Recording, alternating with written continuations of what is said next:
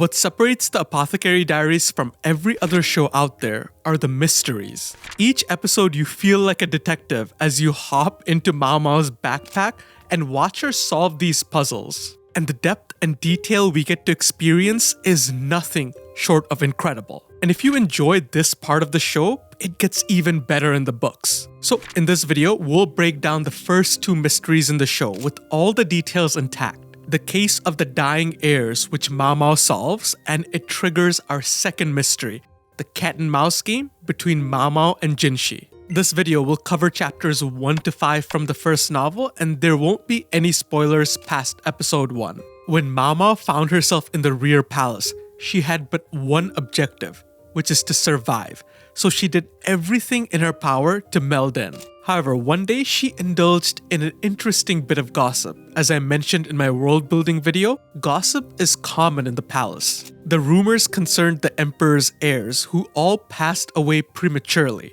The only two remaining are those born to Consort Rifa and Consort Gyokyo. But unlike the show, it wasn't the servant girl Xiaolan who offered this rumor.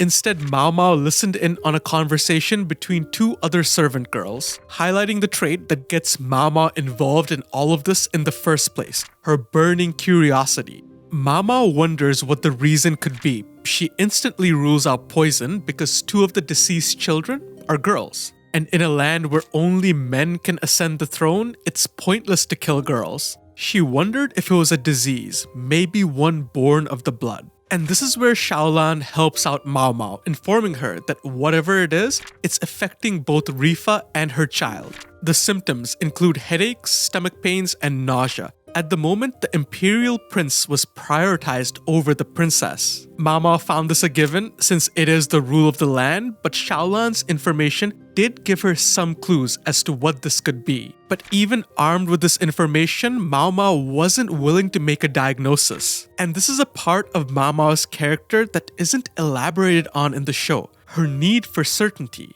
As an apothecary, Maomao's father drilled into her head that she must never come to conclusions based on assumptions. And Maomao seems to harbor a burning hatred for those who operate based on ignorance. An interesting example of this is when Maomao overhears gossip and the servant girls think whatever is killing the heirs is a curse. In the anime, Maomao waves this off as silliness, but in the books, Maomao is legitimately angry that someone would think it's something as stupid as a curse. Regardless, Maomao is determined to find the cause, but she needs more information, and getting that isn't as easy as the show makes it out to be.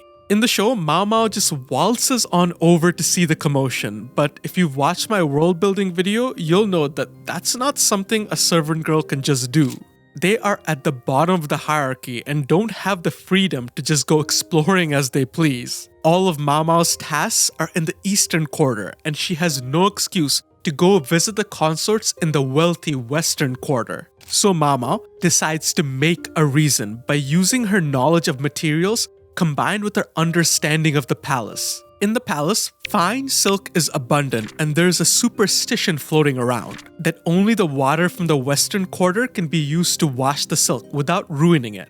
Maomao knew that this was false because the degradation of silk relies on whether or not you dry it in the sun or keep it in the shade. But she conveniently keeps that fact to herself because it's an excuse that'll allow her to go exploring. Now she actually needed to get the job of handling the silk, and she did this by appealing to the two things that serving girls just can't give up: love and rumors. There was a rumor floating around of a beautiful eunuch, and Maomao could have less than zero interest. But she acted like she was desperate to get just a glimpse of this dreamy man, pleading with the serving girl to let her handle the silk so she can use it as an excuse to go see this man. The woman was more than happy to oblige, and once at the western quarter, Maomao witnesses the conflict between Rifa and Gyokyo, coldly noting that this isn't far off than what she witnesses in the pleasure districts. Maomao's skeptical view of female nature is often highlighted in the books. She describes no toxin in the world to be as dangerous as a woman's smile. But this scene between the two consorts gives her the missing piece to her puzzle. The clues she had before were the dead infants, headaches, stomach aches, and nausea. However, what tied this all together was consort Rifa's ghostly and frail appearance. When Maomao apprenticed under her father, she knew of a powder that the ladies of the night used to elevate their beauty. A powder so expensive that a normal person could never afford it for even a single day of their lives. Only the established ladies of the night district would have access to this powder, because some of them made more in a single night than some farmers do in a lifetime.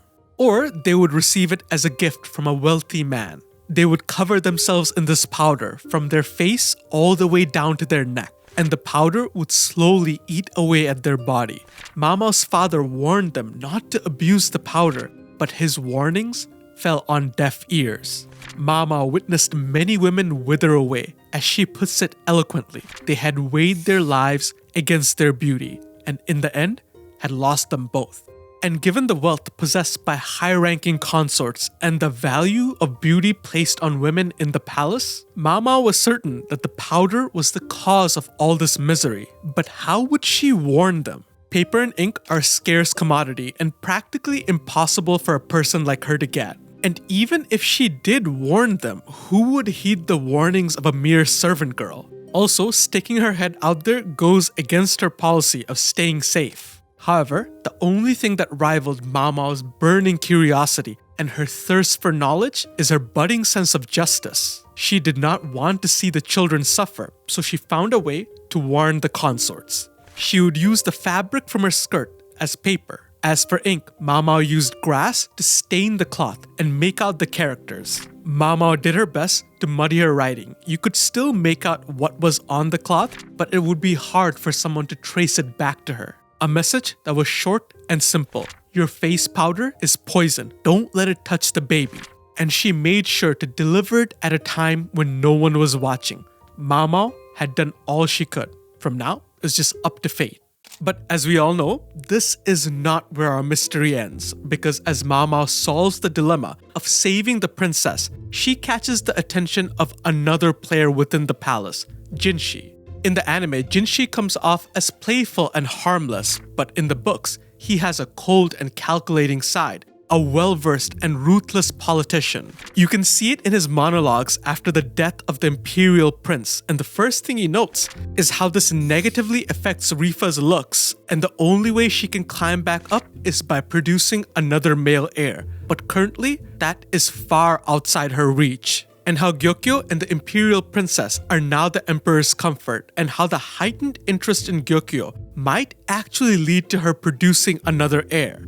But what intrigues Jinshi the most is the disparity in outcomes, because both the imperial children suffered from the same illness. So why is the princess the only one who's alive? Was it a gap in their age? Does that really matter? And what about Rifa? If the imperial princess survived, she could as well. Unless the disease is that of the mind and the spirit and not the body, Jinshi figured the best place to start is by asking Gyokyo questions. And she informs him of the cloth tied to a branch that warned her of the face powder. Jinshi took a good look at the message, and now it all made sense. Gyokyo possessed foreign blood, so her pale complexion did not need the whitening powder, but Rifa used ample amounts for concealment. The princess was in danger because the wet nurse used the same powder. Gyokyo dismissed the lady and gave her enough money to live out the rest of her days. Jinshi held that Gyokyo was a smart woman, but way too kind for her own good.